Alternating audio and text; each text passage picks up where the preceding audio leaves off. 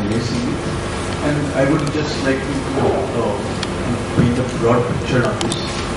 First of all, whenever we are interpreting the UNCRPD, one of the things that, whenever there is a doubt, we always fall back on the preamble and Article 3 that and 4.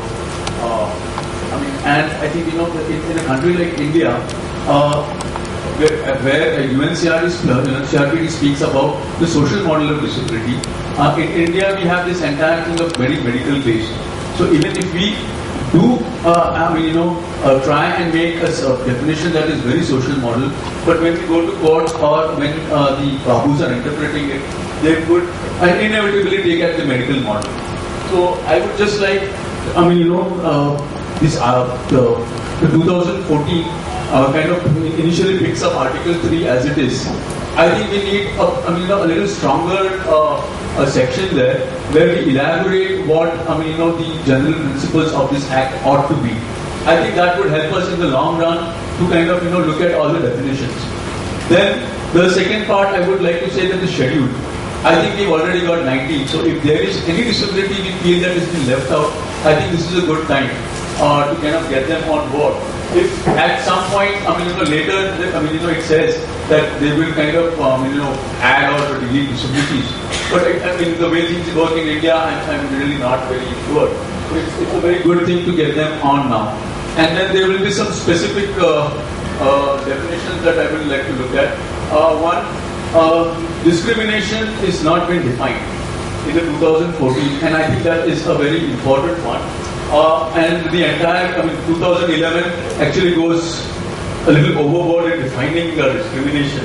It talks about indirect discrimination, direct discrimination, disadvantage.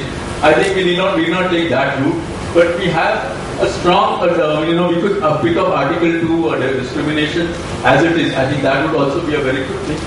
And the other things that, the definition of local authority and establishment. I think 2011 establishment is pretty detailed.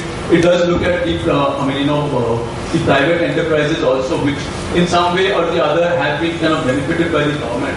And I think that will be a very good thing to kind of take on, because the private bodies anyway are, the 1995 doesn't cover.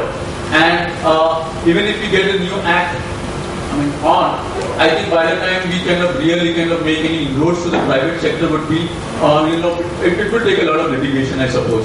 And there are a lot of litigations anyway on. So if you have a strong definition of establishment, what local authority means, and things like that, I think that would, in the long way, help us.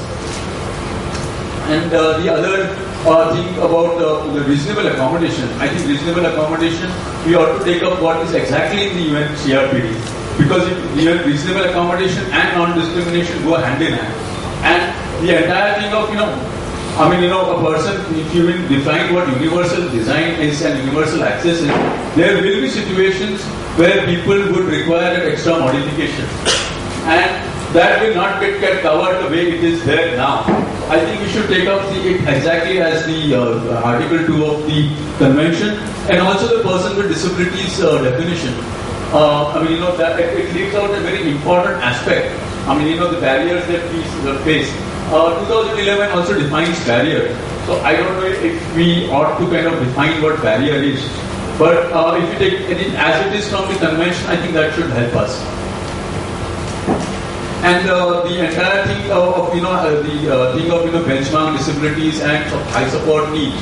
If we leave out the definition of person with disabilities as it is in the Convention, people with lesser disabilities or do not form under that entire what I call the certificate Raj of disability, I think will surely kind of suffer. So that barrier and hindrance ought to be kind of stressed there.